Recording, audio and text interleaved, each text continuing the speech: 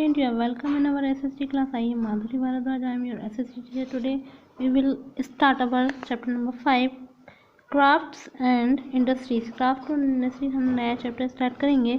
इस चैप्टर में हमें क्या क्या पढ़ना है? Indian industry and trade in the pre British period. Pre British जो पीरियड था उसमें जो इंडियन इंडस्ट्रीज थी उसकी क्या वैल्यू थी, and industrialization, growth in the modern industries and decline of the Indian handicraft, इसके बारे में पढ़ेंगे. Indian industries and trade in the pre British period.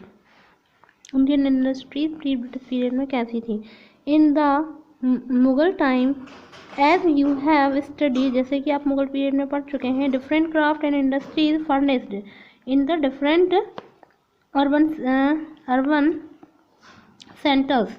जो हम इसमें पढ़ चुके हैं कि क्राफ्ट और इंडस्ट्री जो थी वो फ्लोरिश हो गई थी different. There was no formal industry system in India. हमारे यहाँ पर जो कोई भी फॉर्मल इंडस्ट्री सिस्टम नहीं था. रूरल कॉटेज इंडस्ट्रीज और urban domestic industries and the royal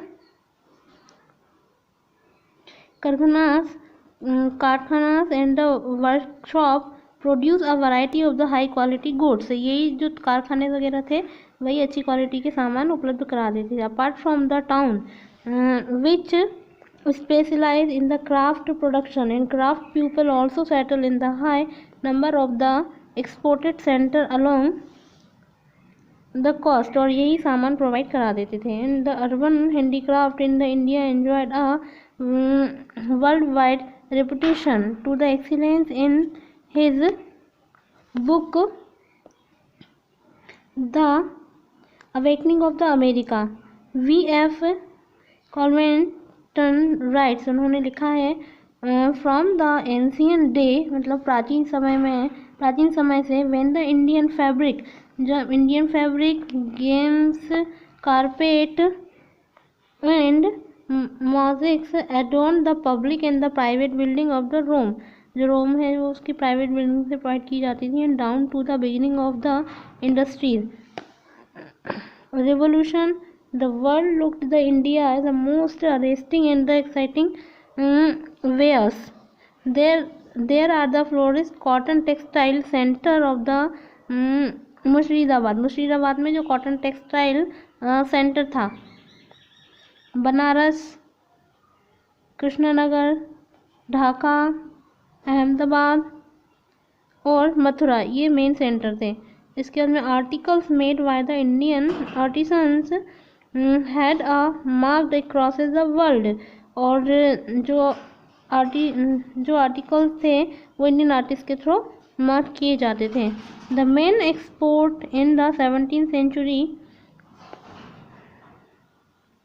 calico, muslin, yarn, raw cotton, raw silk and gold and the silver artifact, jewelry, leather, sugar, rice and indigo, paper and other spices. The value of the export in India exceed the value of the import into the India. मतलब इन चीज़ों को export किया जाता था.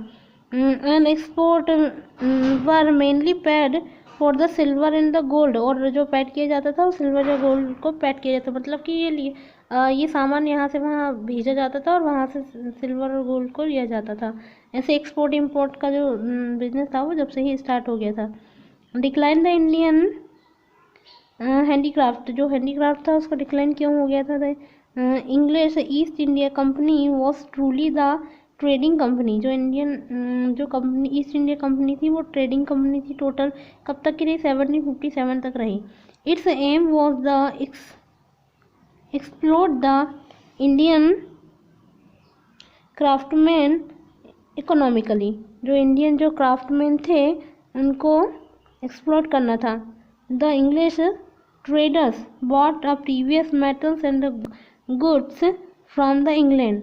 ये लाते थे कहाँ से? इंग्लैंड से लेकर आते थे ये सामान. And in return they took the fine cotton and the silk. और रिटर्न करने के लिए जो अच्छा वाला cotton, silk cloth, spices, Indigo, sugar and other gods जो थे they sold in the foreign. ये बेच दिए जाते थे फॉरेन के लिए। मार्क द ह्यूज प्रॉफिट, और वो भी ज़्यादा प्रॉफिट के लिए, मतलब हमारे यहाँ से वो वहाँ भेज दिए जाते थे। And in course of the time Indian handicraft suffer the greatly due to the policies in the company. The following were the causes of their decline. Decline के कुछ कारण थे वो जो हम कल पढ़ेंगे। It's enough for today, we will continue tomorrow. Thank you so much.